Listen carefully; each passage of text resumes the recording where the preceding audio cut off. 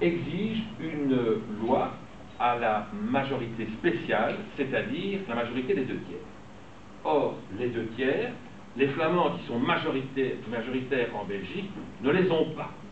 Donc, que doivent-ils faire? Ils doivent compter sur les voix des francophones.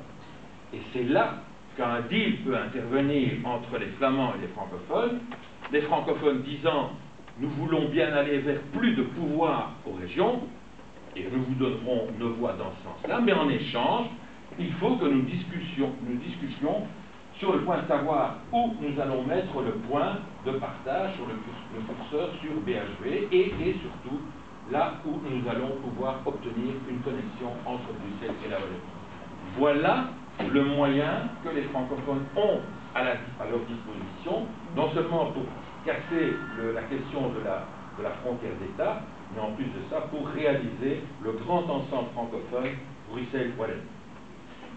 Voilà, je pense, à peu près défini l'enjeu des élections du 13 juin, et je vous quitterai, je terminerai en disant, ne soyez pas chagrins, parce que si les Flamands devaient prendre leur indépendance, ce ne serait pas la catastrophe, et je crois que Corinne vous en touchera un mot tout à l'heure, ce ne sera même pas la catastrophe du tout, dans la mesure où, regardez les statistiques actuelles, le chômage est en nette croissance, je dis nette croissance dans la région flamande, il est en résorption dans la région wallonne, les pensions commencent déjà depuis quelques années, mais maintenant ça devient exponentiel, à coûter très cher en région flamande, et le clou, c'est l'argent sur le plan fiscal que Bruxelles pourrait retirer dès lors que la Flandre quitterait la Belgique. En effet, il y a un principe européen qui veut que les gens soient taxés sur le lieu de leur travail.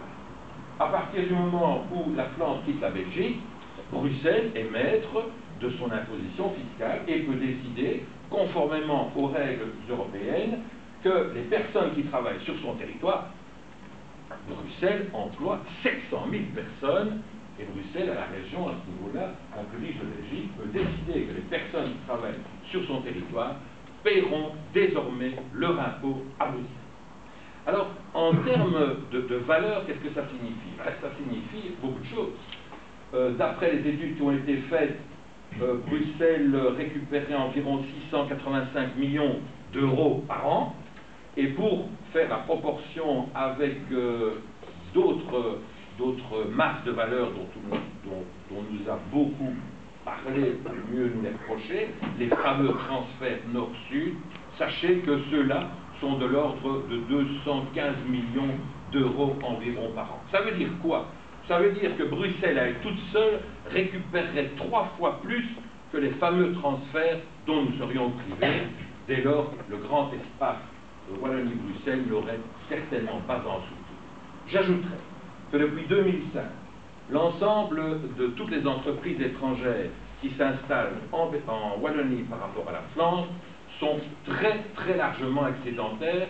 Les derniers chiffres que j'avais en tête, c'était 450 entreprises étrangères s'implantant en Wallonie pour 75 en région flamande. Alors je terminerai en vous disant, quoi qu'il en soit, tout d'abord, battons-nous pour que Bruxelles ne soit pas enclavée et que nous puissions réaliser cet espace Wallonie-Bruxelles. Comment?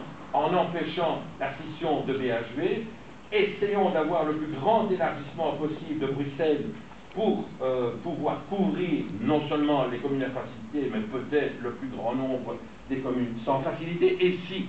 Et si nous n'arrivions pas, et si nous arrivions simplement à bloquer le jeu, qui serait déjà pas si mal, et ainsi forcions les Flamands à prendre enfin leurs responsabilités et de décrocher de la Belgique, eh bien nous aurions certainement sur le plan socio-économique des jours beaucoup plus clairs que ceux qu'on a essayé de noircir pour essayer de nous décourager dans nos projets. Voilà ce que j'avais à vous dire ce soir.